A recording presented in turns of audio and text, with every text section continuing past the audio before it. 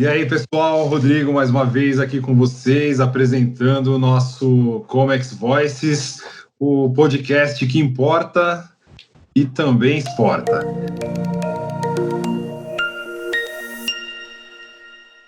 Hoje a gente vai falar aqui de um tema bem interessante, como a inovação pode reduzir custos no futuro incerto do Comex 4.0. E que dia gratificante para o Comex Voice, pessoal. Hoje a gente vai ter a inenarrável prazer de conhecer, ouvir e aprender com uma lenda do Comex, Alexandre Gera. Um cara que tem moldado sua carreira em iniciativas que visam a inovação, redução de custos e aumento das receitas das companhias com processos de comércio exterior. Além de ser CEO, fundador e mentor na organização Mentores do Brasil. Ale, se eu for continuar te apresentando, eu vou citar seu currículo todo aqui, vai demorar bastante. Então, me ajuda com isso aí, por gentileza, amigo. Fala, Rodrigo. Tudo bem? Obrigado. Ótimo. Obrigado por participar, obrigado por convidarem, obrigado para você, para o André, para a Bia e para todo mundo do NSI por convidar a gente. É um prazer estar aqui com vocês, é um prazer compartilhar algum conhecimento com vocês, Eu queria só falar que, na verdade, eu faço parte dos mentores do Brasil na parte de comércio exterior mesmo, e comércio exterior e SAP, na verdade, e inovação, mas, na verdade, eu sou CEO e fundador da Gera Valor. E queria agradecer também aos meus sócios queridos, ao João, ao Matheus, e agradecer aos clientes e também a todos os nossos parceiros comerciais e a vocês da NSI mais uma vez. Maravilha. Bem-vindo mais uma vez, Ale. Eu queria, para começar, pedir para que você explicasse para a gente um pouco de como que a inovação aberta ela vem revolucionando o Comex nos últimos tempos, e principalmente agora, né, que a gente vive a era aí do chamado Comex 4.0. Rodrigo, eu acho que o principal ponto dessa questão é a diferença entre a inovação aberta e a P&D, né? Que é aquela famosa pesquisa e desenvolvimento. Para quem não sabe, é como se fosse aqueles laboratórios, né? A P&D é aqueles laboratórios secretos, que nem a esposa do cara sabe o que ele está programando, né? E isso confunde bastante gente, porque algumas pessoas elas acham que é tudo inovação, e na verdade não é tudo inovação. Tem uma diferença grande entre inovação aberta e simplesmente inovação, né? A inovação aberta, que também é chamada de Open Innovation, faz com que uma primeira boa ideia de uma corporação seja compartilhada logo de cara com clientes, parceiros comerciais e até mesmo concorrentes, né? E falar hoje isso, ou fazer isso hoje em dia numa área de P&D de uma corporação é quase uma heresia, né? Pedir para ser mandado embora em tempo de pandemia. E aí, falando disso, lembrando que eu fui um dos gestores do CEEC na época da ProQWork, que hoje em dia é da Sonda, né? Então, a adaptação da pesquisa e desenvolvimento da famosa P&D para Lean Startup, né? Para ela poder rodar em corporações, não é uma fórmula exata. Por exemplo, por aqui na Gera Valor, nós desenvolvemos uma metodologia ágil chamada de Clean, C-Lean, para justamente executar esses projetos em corporações sem atrapalhar em nada a operação e permitir que sejam praticados os famosos investimentos inteligentes. Já as startups que fizeram a lição de casa dessa inovação aberta, que é abrir esse jogo logo de cara para concorrente, para parceiro comercial, para cliente, para amigo, para todo mundo, elas estouraram, né? Então a gente tem nomes aí como a CargoX e a Ship2Ship, que elas estão voando e elas são usadas em conjuntos com sistemas de gestão. Com sistemas de gestão como os da NSI, também como RPs, como os da SAP ou da TOTUS, por exemplo, né? E essa revolução toda, ela está trazendo dores também para os importadores, exportadores e outros intervenientes, né? Como comissários de despachos, freight forwarders, operadores logísticos e tudo mais. Porque eles precisam exatamente usar vários sistemas e planilhas, ao mesmo tempo que ninguém é louco de querer desenvolver um sistema que vá competir com pessoas gigantes, né? Com players gigantes como a SAP, como a NSI, ou quaisquer outras desenvolvedoras, levando isso a uma sinuca de bico. Quer dizer, esses caras eles precisam usar vários sistemas para poder fazer a gestão ali, para poder fazer a inovação deles nesse universo do Comex 4.0, mas eles não têm uma saída que é ter que usar vários sistemas. E isso acontece o quê? O que isso traz além de dor de cabeça para quem importa e exporta? Isso traz mais oportunidade. Então, para quem enxerga o lado da inovação, isso é uma oportunidade, por exemplo, para quem desenvolve software de cockpit. Eles não entram em concorrência com softwares de gestão, mas eles encontram espaço nesses buracos aí da estrada, né, no fato de empresas intervenientes precisarem tomar decisões mais rápidas e exatas em um único sistema, porque o mundo do Comex muda do mundo do mundo da noite para o dia. Como a gente está vendo agora, por exemplo, com essa questão de Beirute, né? Você vai interferir isso em frete, em mercadoria que passa por aquele lugar, ou naquele mercado mesmo e tudo mais, né? E isso é refletido numa proporção de mercado, enfim. Eu acho que a gente vive num mundo de reglobalização, né? Então, um exemplo são empresas aí, grandes empresas, a gente pode citar a Volkswagen, o Whirlpool e muito mais, que acabam usando vários sistemas. Eles usam o SAP como RP, o sistema do NSI para importação, exportação, câmbio, drawback, acabam usando o Bysoft para Cisco Serve, usam planilhas, e daí acabam trabalhando com duas comissárias de despacho. Uma usa o sistema da Bysoft e outra usa o sistema da Multiprocess. E aí, como é que esses caras vão colocar tudo no mesmo poder de decisão, no mesmo fluxo, no mesmo relatório, né? Realmente, isso aí, se você for juntar ainda com classificação fiscal, lado técnico, OEA, vira uma dificuldade enorme, né?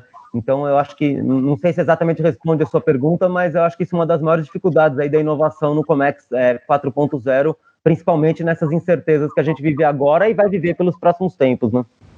Não, é verdade, é a dificuldade até de integração, né? Como você falou, de sistemas e áreas operarem juntas e com o mesmo grau, né, de poder decisório. Realmente faz todo sentido. E se tem uma questão aí, acho que também, que o mercado de inovação no comércio exterior, desde a época da tecnologia, desde a fundação da NSI, desde a fundação de players que são pioneiros, né? Você pega, enfim, a própria Bysoft também, a Bysoft, a NSI, tem a Bergen lá atrás e mais um monte de gente, virou um mar de sistemas hoje em dia, né? Então você tem um mar de soluções, né? E como não usar esse mar, né? Se você não usar esse mar, você está perdendo seu tempo, né? E aí, quando você usa esse mar, você tem que gerenciar esse mar de soluções, né? Então você abre oportunidade para alguém que gerencia essas soluções. Sim, você acaba com isso, além de agregar valor ao seu negócio, ampliando o leque de possibilidades de novos talentos, né, ingressarem na tua companhia, né? Exatamente. Que acho que aí vem uma coisa muito legal da gente falar hoje em dia, que é o fato, por exemplo, de todas as empresas terem ou quererem, né? Na verdade, eu digo terem porque quem não quer, eu acho que está perdendo tempo, né? Mas terem que se conectarem com startups, né? E aí, conectar com startup precisa ser uma coisa rápida, né? Você precisa trazer o valor que aquela startup dá pro teu negócio rapidamente e fazer aquilo rodar rapidamente, né? Se você demorar 2 anos para lançar um produto novo hoje em dia, você perdeu muito tempo. Sim, não, é verdade. E a gente vai tocar, né, nesse ponto específico de startup também. Para fechar esse primeiro tema aí, eu só queria dizer que vale lembrar que a inovação aberta, ela é colaborativa, Sim. na verdade, né, com as partes externas da empresa. Sim. E não terceirizada as partes externas, ou seja, tem o know-how dos agentes internos e o olhar, né, preocupado aí com as dores e oportunidades que são observadas no dia a dia da rotina de trabalho. A inovação pode muitas vezes ficar descolada da realidade, e uma inovação, né, descolada da realidade, ela acaba não sendo colocada em prática, não traz benefício operacional e nem de valor, e acaba não sendo inovação, acaba sendo uma ideia, uma invenção, mas que não gera aquele fruto esperado, né? Cara, é isso mesmo, Rodrigo. Eu acho que você tem muita razão, é o que você está falando. E eu acho que um exemplo bom é que a inovação aberta ela é um laboratório de porta aberta, né? Exatamente. E, Ale, me fala uma coisa. A gente sabe que muitas vezes a inovação que é lançada lá fora, né, em países como Estados Unidos, Israel, ou Europa e Ásia, demoram para chegar na América Latina e principalmente no nosso Brasil, né? Ou às vezes nem chegam. Sim. Como que você acha que o famoso jeitinho brasileiro não sei se já ajudou, se você vê que já ajudou, mas pode ajudar empresas, executivos brasileiros que querem ou precisam inovar os seus processos de Comex. Cabe jeitinho brasileiro nesse aspecto? Eu acho que não só cabe, como ele é extremamente necessário, né? Quando ele é executado com uma postura correta e dentro de alguns determinados padrões, é claro, né? Não é para o executivo de uma empresa ir lá e perder a linha, achar que ele está dentro de uma agência de publicidade, que ele pode fazer alguma maluquice lá dentro do cliente ou de alguma coisa, né? Verdade. Mas, o pessoal tem que tomar um cuidado ali para ter o limite, né? Mas quando o jeitinho brasileiro é traduzido como uma enorme oportunidade de capacidade de improvisação e também de criatividade, eu acho que isso tem um valor enorme, né? Principalmente para quem aplica as metodologias ágeis nos negócios, né? Não só no desenvolvimento de tecnologias, o pessoal confunde muito metodologia ágil com Scrum, essas coisas de desenvolvimento, de programação, mas a metodologia ágil, ela é muito importante para os negócios também, né? Você tem a linha Startups do Eric Ries, que é fundamental para ter uma mentalidade voltada para adaptação não só de mercado, né, mas de cargo, de entregas, de processos, de sistemas, de métodos, de posição na empresa, né? Você está sentado na mesa X e alguém fala, muda para a mesa Y, o cara fala, meu mundo está acabando, né? Isso aí não é isso, né? Porque, na verdade, a criatividade, ela vem do caos, né? Exatamente. Essa é uma frase muito, muito interessante e verdadeira, né? E é difícil o pessoal entender isso ou até aceitar isso, né? Porque, principalmente no mundo de tecnologia, o pessoal fala assim, não, eu sou uma pessoa extremamente pragmática e sou criativo. Cara, é impossível você ser criativo e pragmático ao mesmo tempo, a não ser que você consiga separar esses dois momentos no seu cérebro.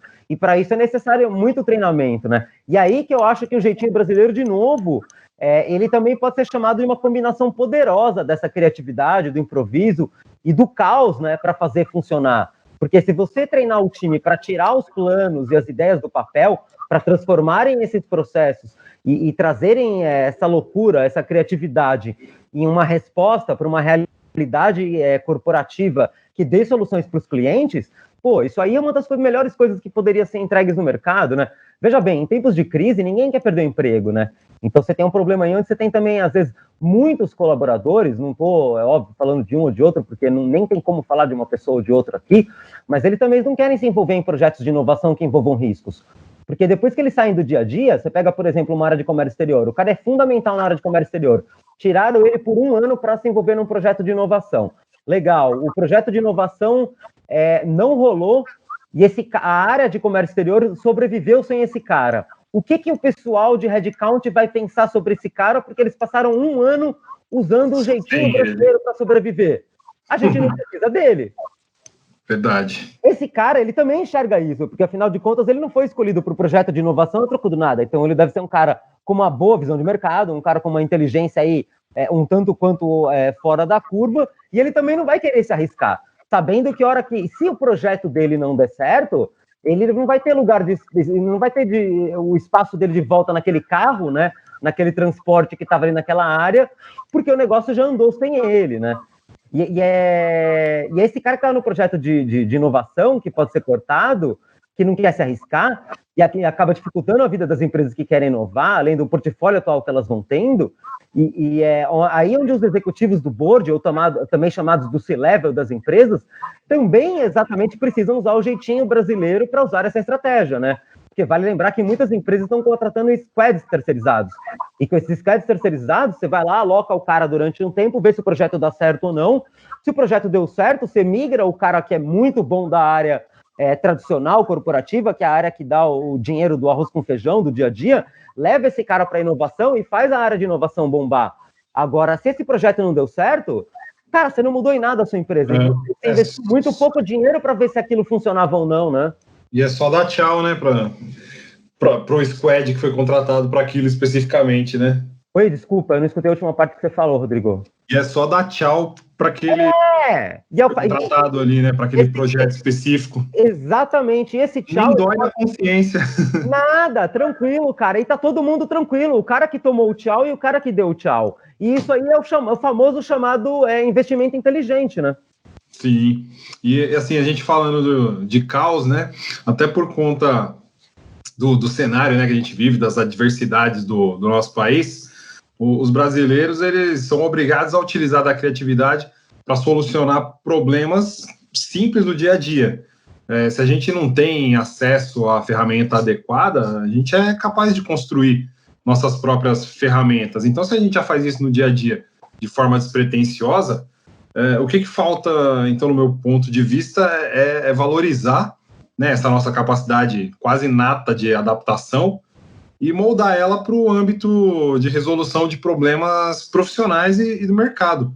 Então, assim, resumindo, é mais ou menos aquela história. Imagina se a gente usasse tudo isso para o bem. Não tem essa frase, né? Quando alguém é muito inteligente, mas é pego fazendo alguma coisa errada, né? Imagina se ele usasse tudo isso para o bem. Eu acho que, na verdade, você tem razão.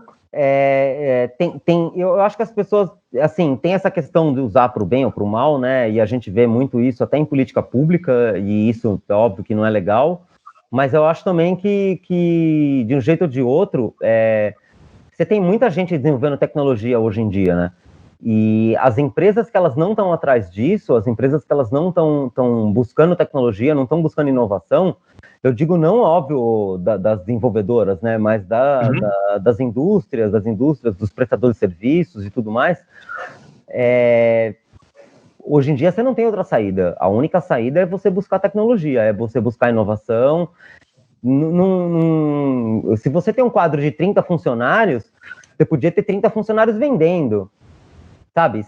Usando um exemplo extremamente simples, chucro até, desculpa usar isso, mas você pega, por exemplo, as padarias, né, que é um exemplo clássico dos negócios, né? Isso aí funciona que nem padaria, isso aqui é cálculo de padaria, né? Tem todos essas alusões, né?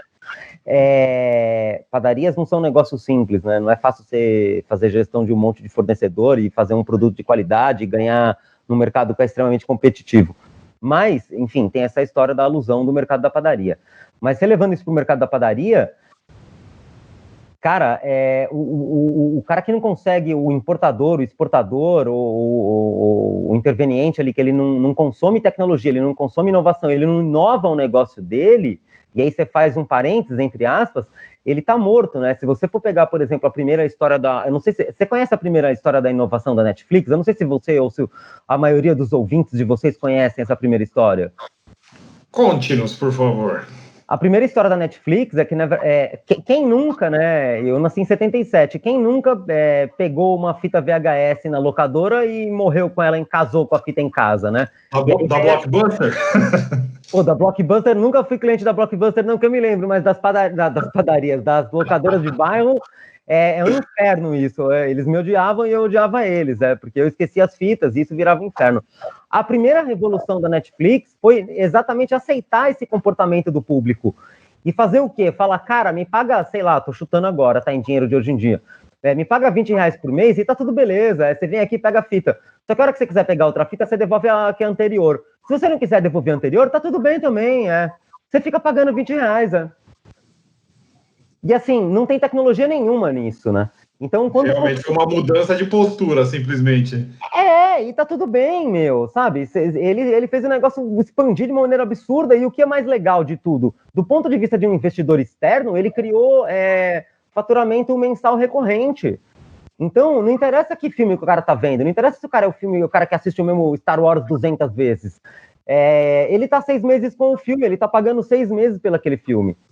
De repente, em algum momento, o cara pode ficar com o filme para ele, porque a fita e o custo de copyright de quem fez o filme tá pago já.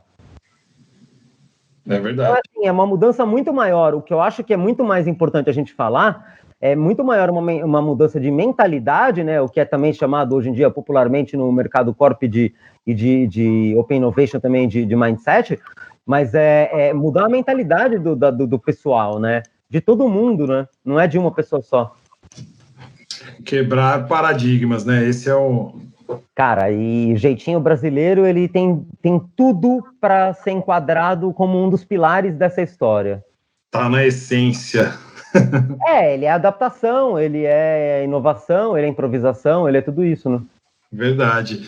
E agora, o que você acha que precisa ser feito, então, para as empresas que mantêm operações de Comex inovarem e apurarem ROIs, né? Que na verdade é o que interessa, que podem transformar os lucros, as vidas dos colaboradores, clientes e parceiros comerciais, né? Tudo que está em torno aí dessa operação. Sim. Eu acho que primeiro é importante falar do comportamento natural do brasileiro, né? Nos processos de tropicalização ou localização, né? A gente chama de tropicalização ou localização no mundo dos softwares, né? Mas isso é quando alguém adapta, né, o nome, um conceito, enfim, para o mercado brasileiro. Eu gosto de usar muito o exemplo da cerveja Pilsen, que na verdade é uma lager aguada que a gente toma, né? Tem startups aí que se auto-intitulam startups, mas que não tem sócios de tecnologia, não tem escalabilidade de negócio, não tem escalabilidade de tecnologia, entre outras características que fazem com que essa empresa não seja uma startup e por aí vai, né? Então são N conceitos que infelizmente são confundidos. Então o que eu acho, pessoalmente, não só eu, né? A gente aqui acho que da Gera Valor, o João também acha isso, o Matheus e todo mundo. O que precisa ser feito? É que as empresas que querem, e na minha opinião pessoal precisam obrigatoriamente investir em inovação aberta ou em startups, colocar a mão na massa. Colocar a mão na massa no ecossistema e entender como ele funciona na prática. Porque vale a pena ressaltar que o espírito inovador é muito parecido com o espírito empreendedor. Porque são pessoas que não acreditam exatamente no status quo e querem fazer algo diferente, elas querem mudar alguma coisa para melhor, né? E são nessas tentativas que são descobertos valores que antes eles não poderiam ser vistos. Já que todo mundo estava muito focado o que sempre fez, né? O dia a dia da operação ali, né? Isso aí é um palavrão, né? Que eu acho que todo mundo conhece, se não conhece, deveria conhecer, que é serendipidade, né? Serendipidade, que é o conceito da descoberta casual de soluções. Nossa, eu nunca tinha ouvido essa palavra. Você nunca tinha escutado falar disso, cara? Nos bate-papos aí, né, do dia a dia, ainda não tive a oportunidade de usar. Nossa, serendipidade é SERENDIPIDADE, serendipidade. O que é serendipidade, na real, Rodrigo? Serendipidade é o conceito de descoberta casual. Um exemplo disso é o post-it da 3M, é o Viagra. Você sabe dessas histórias, né? Eu sei das histórias, mas eu quero que você conte, que você conta de uma maneira legal pra gente, Ale. Não, tranquilo, meu. É o seguinte, o post-it, basicamente, era alguém que tinha, acho que, inventado uma cola errada na 3M que não colava por muito tempo. Então, você colava, ela não colava. E aí, alguém foi lá, do marketing, meio puto da vida, porque não estava rolando, não tinha bloco de anotação, alguma coisa assim, pegou um monte de papel, usou aquela cola que não funcionava direito e descobriu que a cola, ela colava e descolava. Então ele podia fazer bilhetes, E ele começou a deixar bilhetes, alguma coisa assim, e enxergaram isso como um produto e inventaram. O Viagra, até onde eu sei, era um produto para poder, acho que, mexer no coração ou diminuir pressão cardíaca, alguma coisa assim, e começaram a testar com as pessoas e aí perceberam que o resultado era outro. E eu lembro muito bem, e aí é uma coisa pessoal minha, eu era gerente de projeto, eu trabalhava na Bergen, a Bergen foi uma das primeiras empresas, junto com a NSI e com a Bysoft, no mercado de comércio exterior, se eu não me engano, junto com a Software também, na época. E aí, hoje em dia, a Software é Thomson Reuters, se eu não me engano. Se eu não me engano, não, eu tenho certeza. E aí eu lembro que eu era gerente de projeto da Pfizer, eu era um dos gerentes de projeto, quem tocava o projeto mesmo era um amigo meu chamado Arthur Zandoná, e aí a gente atendia a Pfizer ela gastava, acho que era coisa de 20, 30 mil dólares por mês com a Bergen nessa época, e assim, eles descobriram o Viagra, esse ticket deles pulou de 20 mil dólares por mês para mais de 100, E eles mudaram para aquele prédio deles, que fica ali na Verbo Divino, ou perto da Verbo Divino. E era uma coisa do outro mundo. Enfim, o fato é o quê? A serendipidade, ela faz com que empresas e pessoas que estejam pesquisando uma coisa achem outras muito mais interessantes. Quem acha que vale muito a pena vocês escutarem também, não só vocês, né, mas todo mundo que escuta aí o Comex Voices da NSI, quem tem falado muito a respeito disso hoje em dia no Brasil é o Flávio Pripas, que é um co-founder do Cubo, do Itaú, né, e hoje é um dos caras, é um dos sócios, é um dos caras da Redpoint Ventures. E isso tudo pode ser traduzido muito em iniciativas de inovação aberta, né? Que tem sinergia com o core business da empresa fomentadora. Então, por exemplo, quando você pega empresas que são fomentadoras de inovação aberta no Brasil, elas trabalham com programas de CVC, né? Que são os Corporate Venture Capital, ou de outros tipos de programa, mas o fato é que inovar isso aí, trazer esse tipo de inovação, de descoberta casual para o mundo de comércio exterior, ele é muito mais complexo, né? Porque você tem todo um contexto global que você precisa analisar, as mudanças são muito rápidas, você precisa de muito mais precisão nas decisões, né? Muito mais rapidez nas decisões, e o Brasil tem uma complexidade, na verdade, que é difícil, né? Porque são muitas constantes e muitas históricas, as rixas políticas, e essas rixas todas elas são refletidas em movimentos políticos, independente de partido, de PT, Bolsonaro, qualquer coisa, direita, esquerda. A gente não quer trazer isso à tona, mas isso é refletido em milhares de leis que precisam ser analisadas e respeitadas, junto com cada interpretação jurídica de cada empresa, né? E quando você traz isso para o relacionamento com as startups, por exemplo, a interpretação jurídica ou de marketing, de risco de imagem de cada um, ela vale tanto para a empresa quanto para a startup, né? Lembrando que tudo isso é um diálogo que precisa ser construído com muita parceria, né? Entre a empresa fomentadora e a própria startup, né? Porque se a empresa fomentadora mudar a essência da startup, o que é novidade, inovação, pique, energia, tudo aquilo que é trazido pela startup pode desaparecer dentro do dia a dia das urgências da corporação, né? Todo mundo que trabalha em corporação sabe que urgência é uma coisa e prioridade é outra, né? E o fato é que isso acaba levando o projeto a não ter um resultado esperado no final das contas, prejudicando tanto a startup quanto o ecossistema e principalmente a imagem da empresa que tentou fomentar aquilo e acabou não conseguindo levar resultado a lugar nenhum, né? Bacana, muito legal. Eu estava até, enquanto você discorrer sobre o assunto, eu dei um Google aqui nas serendipidades. Ah, que legal. Eu vi aqui outros exemplos, como o próprio forno micro-ondas, onde o engenheiro estava trabalhando. Eu não tenho a menor ideia do que aconteceu para inventarem o forno de micro-ondas. Pois é, um engenheiro norte-americano estava trabalhando em um conjunto de radares em 1945. E aí ele percebeu que uma barra de chocolate no bolso dele tinha derretido. Uau! E, intrigado, ele colocou grãos de milho ali, né, no aparelho ali, e rapidamente os grãos de milho viraram pipoca. Daí Uau. foi só trabalhar, né, para que o micro-ondas tomasse forma ali, a caixa metálica, de onde o alimento, né, as coisas não pudessem escapar. E 5 anos depois, a primeira versão do forno micro-ondas foi colocada à venda. Os early adopters, né? Não sei se você já escutou falar da expressão early adopters, que vem da linha Startups do Eric Ries. De fato, eles não tinham a menor ideia do que era câncer nessa época, né? Porque se eles tivessem, eles não iam entrar nesses testes nunca, né?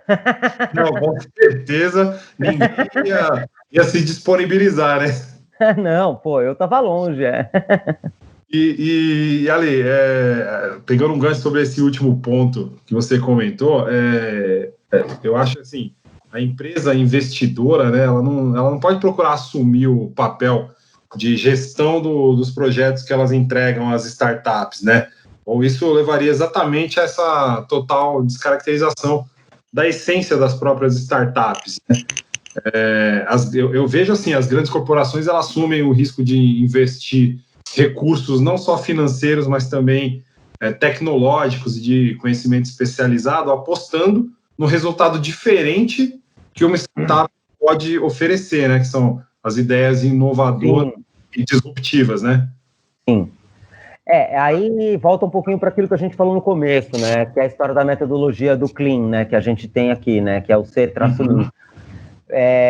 Sim, você tem razão, só que assim, isso é gradual, né? Porque, por exemplo, você pega, vou usar a própria NSI como exemplo, a NSI vai lá e começa a se aproximar de uma startup que faz muito sentido, tem muita sinergia com ela, com os clientes e tudo mais. Ok, isso é um processo de aproximação. Essa startup, ela pode estourar, e isso ele tem que ter uma gestão em todo esse tempo de vida de relacionamento, tá? Então, ela pode estourar a startup, e a NSI precisa pegar esse barco e pegar essa onda, ou a NSI pode simplesmente absorver essa startup dentro da estrutura dela e aproveitar o que tem de melhor. E isso aí é uma equalização, cara, é uma equação que Por isso que a gente inventou uma metodologia para isso, porque ela é muito difícil, porque as metodologias das startups, quando você pega ali em startups do Eric Ries e tenta encaixar ela direto numa organização, numa corporação, eu diria que a NSI é uma das corporações talvez mais leans, né, mais ágeis, talvez mais inovadoras no mercado, porque ela não é gigante, ela tem uma maleabilidade, ela tem um poder de renovação e de inovação muito grande, mas ao mesmo tempo ela também tem um lastro, né? Ela tem uma história.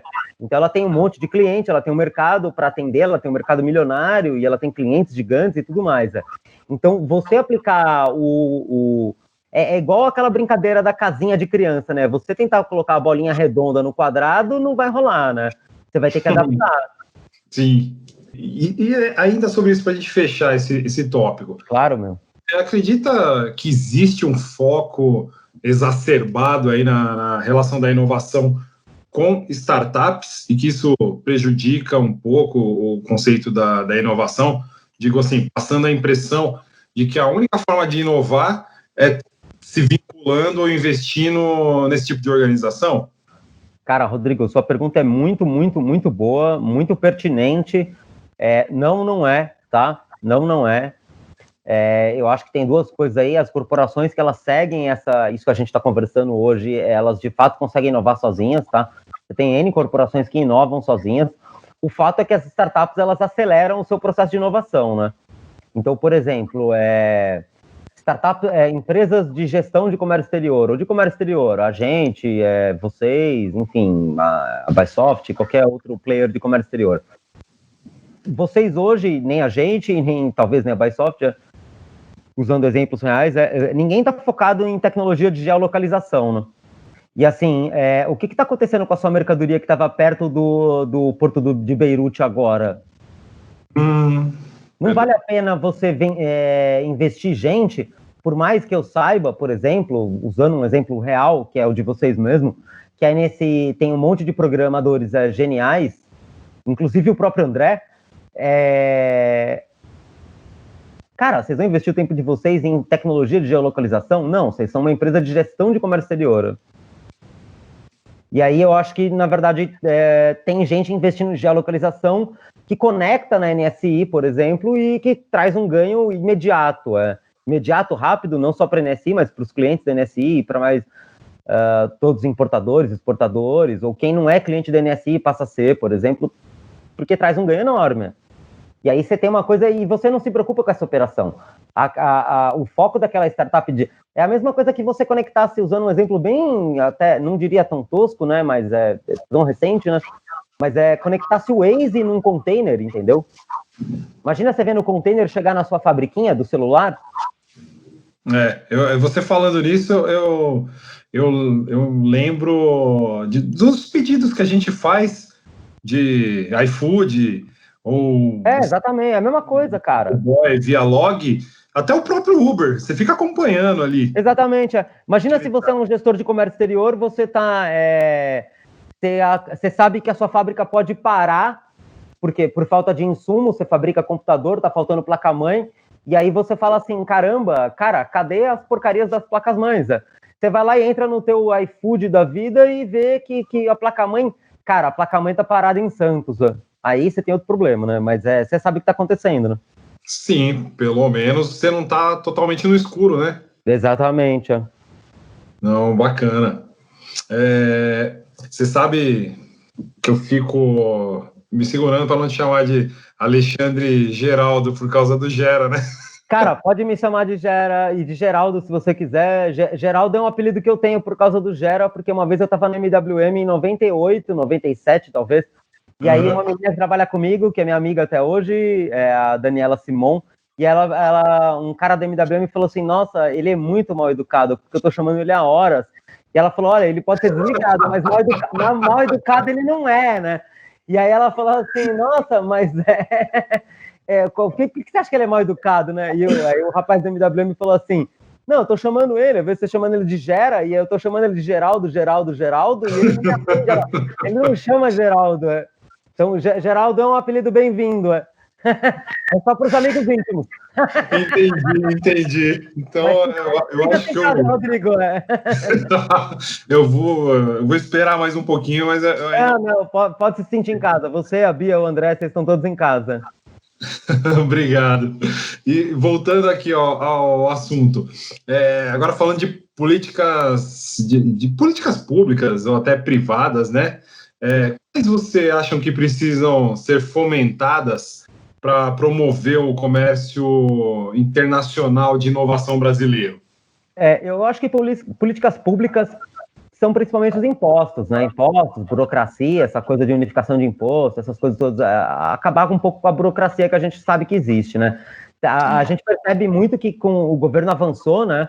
Nos últimos anos, principalmente, com a DUI, com a DUIMP, OEA, essas coisas todas, mas a gente sabe que na prática essas coisas elas não estão rolando ainda, né? Você não consegue diminuir muito o tempo de desembaraço no Brasil, e isso é um problema do governo brasileiro, de escoamento e N outras coisas, entre N outras coisas, há muitos anos, né? O fato é que, por um lado, você precisa ter um liberalismo econômico que vem sendo defendido para deixar as empresas trabalharem em paz, né? Mas, por outro lado, também é ainda mais importante pensar nas pessoas, né? E nos trabalhadores, que também não podem ser prejudicados, porque a gente vive num regime capitalista e no regime capitalista as pessoas vivem de pessoas para pessoas, né? Eu faço muito a piada que iPhone não compra Nike, né? Então, assim, você precisa ter pessoas com pessoas para fabricar e comprar iPhones, fabricar e vender Nikes no mundo inteiro, né? Dá para perceber, por exemplo, aí falando já mais um pouco de inovação, que tem muita iniciativa privada que está bombando, né, no que se diz respeito ao próprio core business.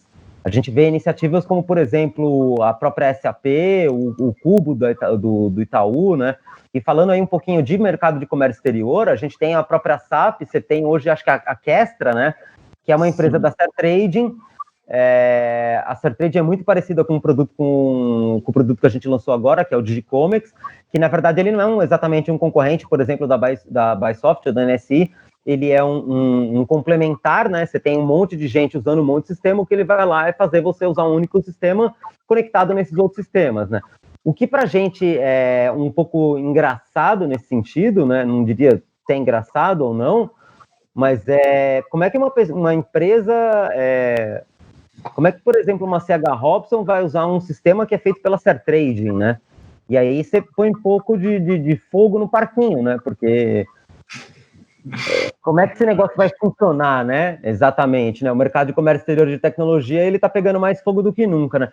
Mas, enfim, a gente falando um pouquinho mais a respeito dos players que são fomentadores de inovação no Brasil, a gente tem grandes nomes, né? A gente tem a Starts aí fazendo um trabalho que eu diria de ensinamento, de catequização acadêmico, que é fora da curva. A gente tem a Oxigênio da Porto Seguro, a gente tem a Inovabra do Bradesco, e entre várias outras startups que estão fazendo sucesso com centenas de clientes, né?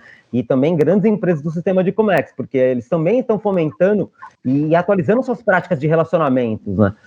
Hoje em dia é aquilo que eu estava falando, você fazer o relacionamento entre uma startup e uma grande empresa é você abreviar um tempo, é você comprar tempo, é você ganhar tempo no negócio, né? Um exemplo que eu gosto de citar muito de startup é a Chip2Chip, do Jussiano. Não sei se vocês conhecem a Chip2Chip. A Chip2Chip é uma startup lá de Santa Catarina. O Jussiano é um cara mega legal, extremamente engraçado, inteligente.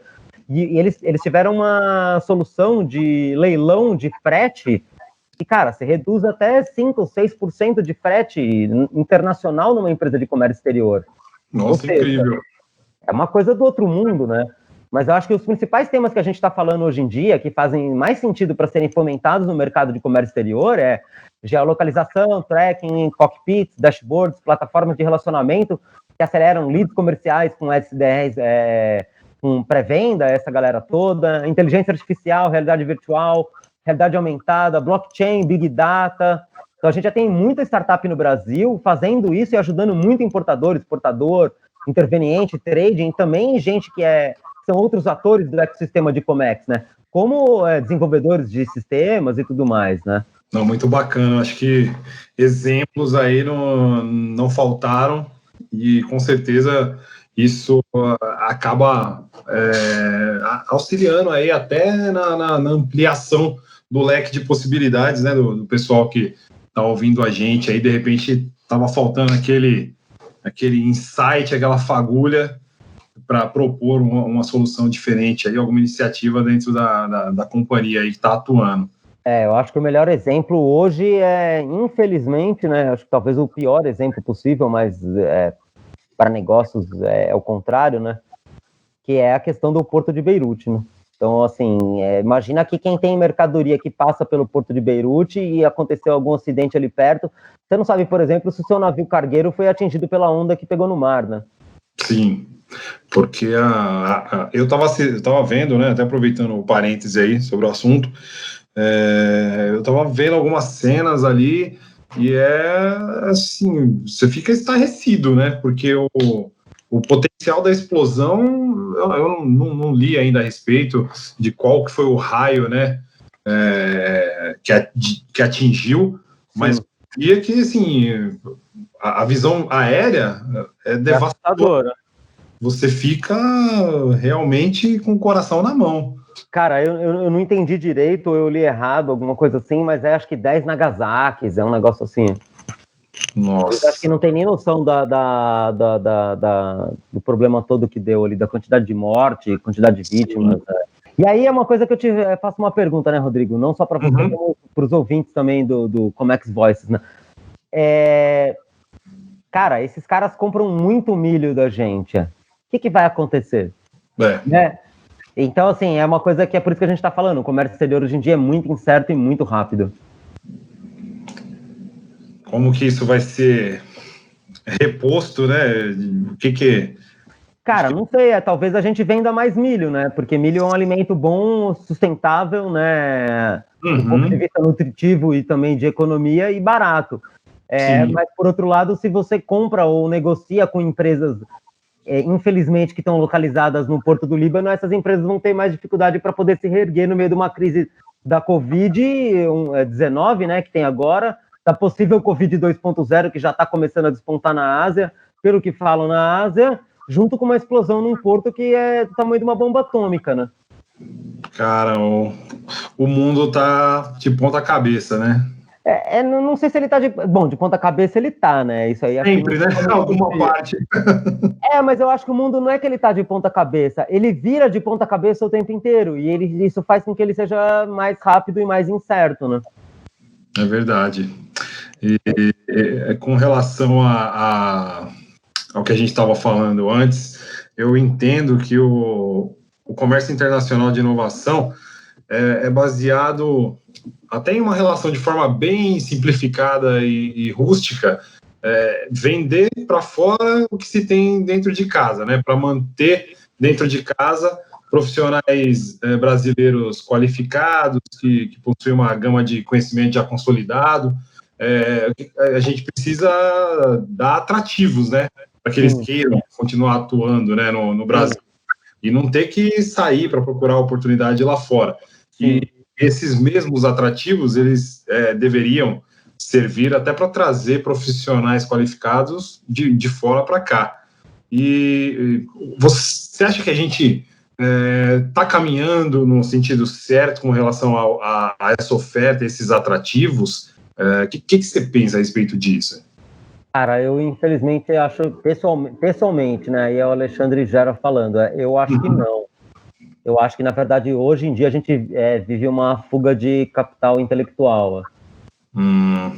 É uma pena, né? O que eu sei é que se eu não me engano, a Apex, né, a Agência Brasileira de Promoção de Exportações e Investimentos, ela até que é um bom exemplo atuando aí para promover os produtos e serviços brasileiros no exterior. A Apex, desculpa te interromper, Rodrigo, eu acho que a Apex ela é fantástica no que ela faz. Eu acho a Apex ela é muito, muito legal, ela não existia há vários anos atrás, a Apex veio para colaborar e eu acho que ela continua colaborando, é um dos poucos órgãos assim que, cara, eles bombam, na minha opinião, mas legal. O fato é que o Brasil, eu acho a Apex fantástica, juro por Deus, eu acho a Apex maravilhosa. Tem muita pergunta que muita gente me faz há muitos anos que, cara, eu não sou ninguém perto da Apex. Eu brinco com as pessoas, eu falo, cara, vai lá e pergunta para a Apex, porque ou pesquisa na Apex, eles dão uma aula ali, a Apex e o Sebrae, eu acho que são entidades que são inigualáveis no Brasil. Mas o fato é que o Brasil, ele não tem, exceto software, né, através de software de comércio exterior e fintech, ele não tem exatamente um bom exemplo de exportador de produto com muito valor agregado, né? E aí você começa a entrar num embate a respeito disso, né? Sim, não, é verdade. Agora, vamos fazer a pergunta aqui de R$1 milhão em notas de R$200, com o doguinho caramelo, né? Impresso, que é o que todo brasileiro queria. Como transformar o jeitinho brasileiro, a nossa criatividade, né, traduzida, em um produto internacional? Você vê isso como uma possibilidade real? Eu acho isso como uma possibilidade hiper real, extremamente válida, principalmente porque acho que a chave dessa pergunta é que o jeitinho brasileiro tem uma criatividade e um improviso que são essenciais para o futuro do comércio global, que muda, igual a gente está falando agora, muito rapidamente, de maneira incerta, né? Covid-19, o problema de Beirute, talvez a Covid 2.0, que já começou na Ásia, tem a guerra comercial entre a China e os Estados Unidos, ou seja, tem uma infinidade de coisas que colaboram para um mundo cada vez mais rápido e incerto. Então, essas empresas, as empresas que estão paradas agora e não se levantaram desse primeiro golpe da Covid, elas tendem a sofrer muito mais com a Covid 2.0, com a guerra comercial entre os Estados Unidos e a China, com esse problema de Beirute agora e tudo mais. E a agilidade brasileira, o jeitinho brasileiro, ele é fundamental, ele é aquilo que a gente falou já logo um pouco tempo atrás, ele é um dos pilares para sobreviver nesse cenário rápido e incerto. É importante ressaltar que, como eu falei anteriormente, a criatividade vem do caos, né? Então, o caos ele é bom para você ter ideia, para você enxergar, ter visões, exercitar a criatividade. Mas depois desse caos, ele precisa ser transformado em processos lógicos e executáveis.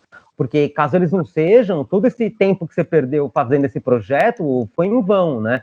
E a gente sabe, por exemplo, que as pessoas que estão usando esse caos e o jeitinho brasileiro para transformar isso em processos palpáveis e estão conseguindo, por exemplo, exportar serviços online, consultoria, software, etc., para países que têm também a língua portuguesa como língua nativa, como Portugal, por exemplo, já estão conseguindo contornar ou pelo menos ter uma perspectiva de futuro um pouco melhor.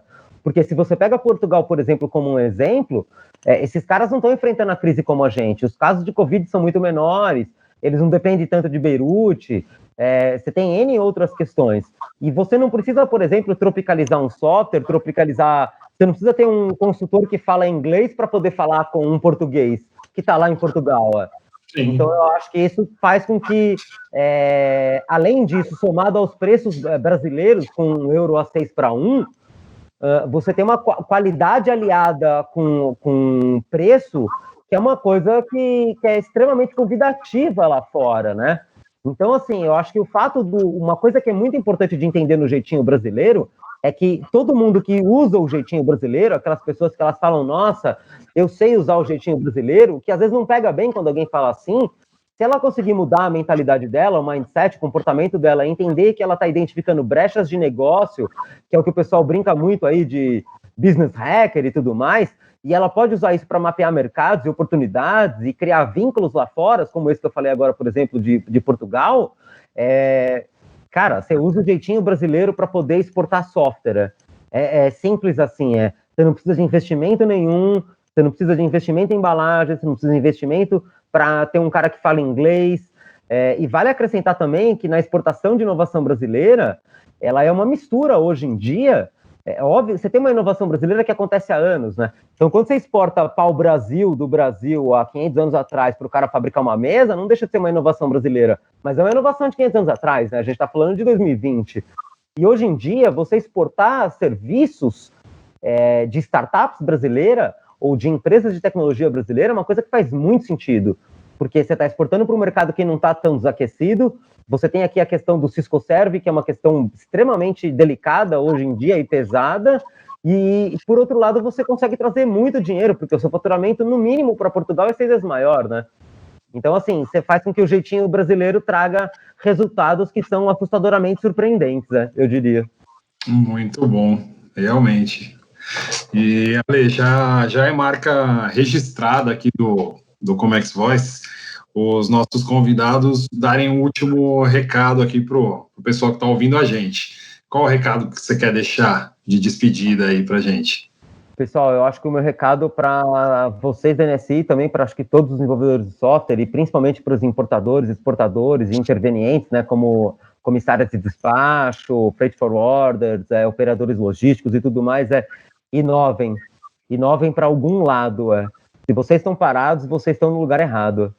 Eu sei que a NSI, por exemplo, não está, e eu diria que alguns concorrentes grandes da NSI também não estão, mas, assim, principalmente intervenientes, importadores, exportadores, inovem, vão atrás, corram atrás, não fiquem parados. O mundo muda muito rapidamente, e você ter ferramentas que hoje te tragam resultados rápidos, exatos e online é primordial, porque senão você não sabe o que está acontecendo com o mundo. É exatamente o que a gente está falando agora, o que está acontecendo com o Beirute, né? Então, e se o navio que eu estivesse comprando insumo, minha fábrica depende de insumo que compra de um país X, que o navio tem uma rota que passa pelo porto de Beirute. Que situação que eu estou agora? Eu acho que o recado é esse.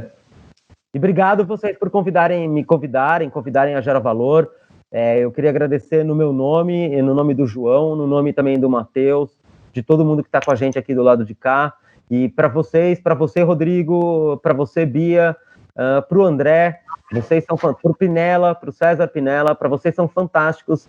É muito bom ter vocês como parceiros, e é muito bom participar disso com vocês, é muito bom poder compartilhar a informação com quem ache útil o pouco aí que a gente tem a dizer.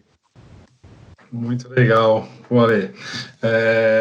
Só te agradecer, né? E aí, encerrando aqui, falar pro pessoal que está com a gente aí ouvindo o Comex Voices. É um prazer para a gente receber esse cara incrível.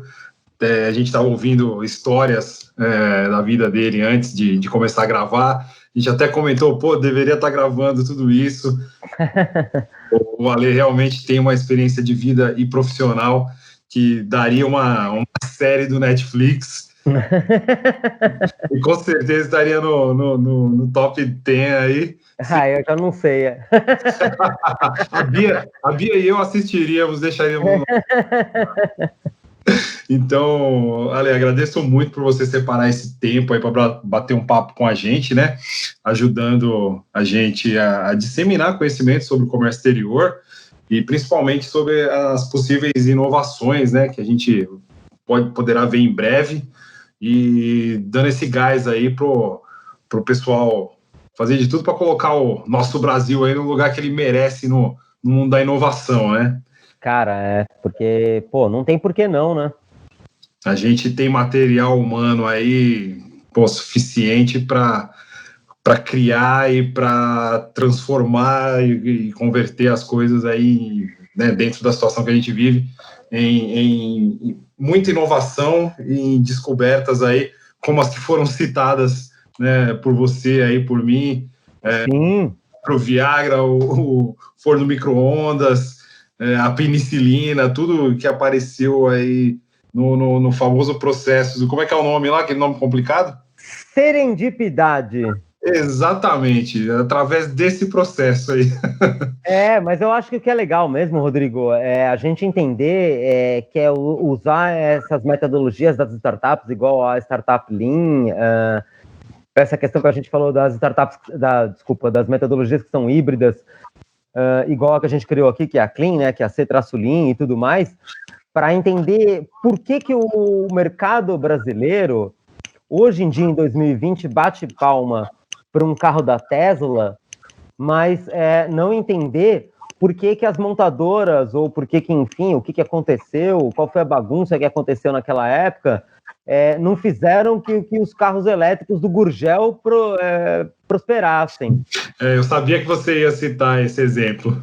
Pô, Rodrigo, você tá lendo minha alma. Você e a Bia, vocês me conhecem demais, já eu tenho medo de vocês. Ó. Eu já assisti alguns vídeos a respeito da história do Gurgel, do inventor. Amaral, né? Do João Amaral. Isso, e é realmente uma incógnita aí. Bom, temos vários casos, meu querido.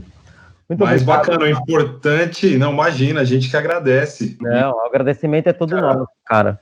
Fica um recado aí para que as empresas elas se empenhem, né, com relação à inovação, seja através da contratação de startups, do investimento nessas empresas, nesses squads aí, ou até do próprio fomentando iniciativas internas, dando, de repente, a possibilidade aí, a oportunidade de pessoas que estão dentro da própria empresa de aparecerem, né, com viés criativo. Sim, eu acho que a frase final é inovação é vontade, não é dinheiro, Rodrigo. Fechou. Com isso, eu só posso deixar um grande abraço para todo mundo que acompanhou a gente hoje e eu espero, né, de coração, contar com a presença de todos vocês aí no próximo episódio do Comex Voices. Espero que todo mundo esteja se cuidando. A gente continua vivendo uma situação crítica, embora a gente acompanhe pelos noticiários, né, que o pessoal está se sentindo mais confortável, mas não se iludam. Realmente exige um cuidado aí adicional, até que uma vacina esteja à disposição de todo mundo. Então, espero que todo mundo se cuide aí. Agradeço mais uma vez o Alê e peço que vocês compartilhem o conteúdo, né, com seus colegas de trabalho. A gente conta com vocês. Um grande abraço a todos. Tchau, tchau. Obrigado.